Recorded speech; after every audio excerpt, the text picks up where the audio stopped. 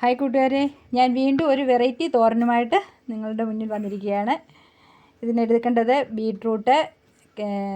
ഒരു ബീട്രൂട്ട്, ചെറിയ 2 ക്യാരറ്റ്, ചെറിയൊരു തക്കാളി, 2 ഇതൾ കരിവേപ്പില, 2 പച്ചമുളക്, ഇതെല്ലാം കൂടെ നമ്മൾ അരിഞ്ഞെടുത്തിട്ടുണ്ട്. ഇത് നല്ല ടേസ്റ്റാണ്. ഞാനിങ്ങനെ പലപ്പം വെച്ചിട്ടുണ്ട്. നല്ല തോരനാണ്. അതിലൽപ്പം തേങ്ങ തിരുമ്മിയത് ഇട്ട് കൊടുക്കും. ഇതിന് നമുക്ക് വെളുത്തുള്ളിയും ജീരകവും ഒന്നും ചേർക്കുന്നില്ല.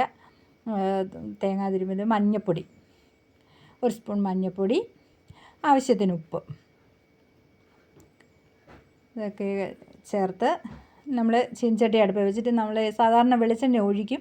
ഇത് നമ്മൾ വെളിച്ചെണ്ണ ചൂടാക്കാനായിട്ട് ഒഴിക്കുന്നില്ല. വെറുതെ ഓട്ടിനകത്തിട്ട് ഒരു 5-6 കടുക് ഇട്ട് കൊടുത്തിട്ടുണ്ട്.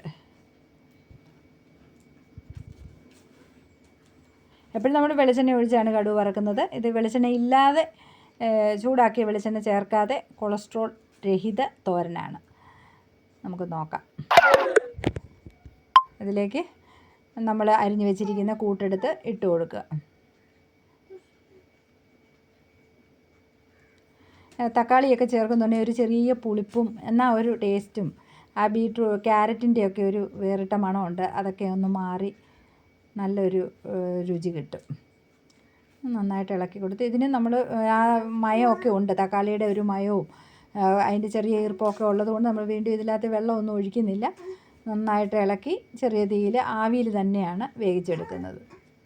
എല്ലാ തോരനും നമുക്ക് ആവിയിൽ ഇങ്ങനെ വേവിച്ചെടുക്കാൻ പറ്റും. തീ കുറച്ച് വയ്ക്കണമെന്ന് മാത്രമേ ഉള്ളൂ.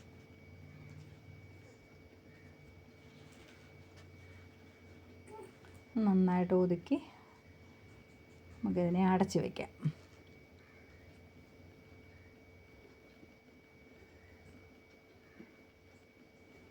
നമ്മുടെ തോരൻ ആവി വന്നിട്ടുണ്ട്.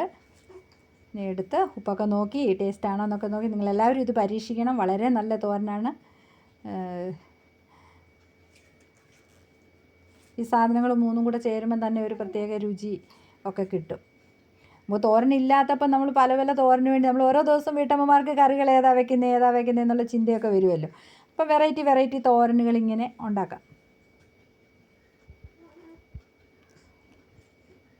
അപ്പോൾ നമ്മുടെ തോരൻ റെഡി ആയിട്ടുണ്ട്. ഇതിലേക്ക് തീ ഓഫ് ചെയ്തതിന് ശേഷം ഒരല്പം തണുപ്പായി കഴിയുന്നതിന് ലേശം 1 സ്പൂണ് വെളിച്ചെണ്ണ ഇങ്ങനെ ഒഴിച്ചു കൊടുക്കണം. അപ്പോൾ നമ്മുടെ തോരൻ റെഡി ആയിട്ടുണ്ട്. എല്ലാവരും പരീക്ഷിക്കണം. ഓക്കേ.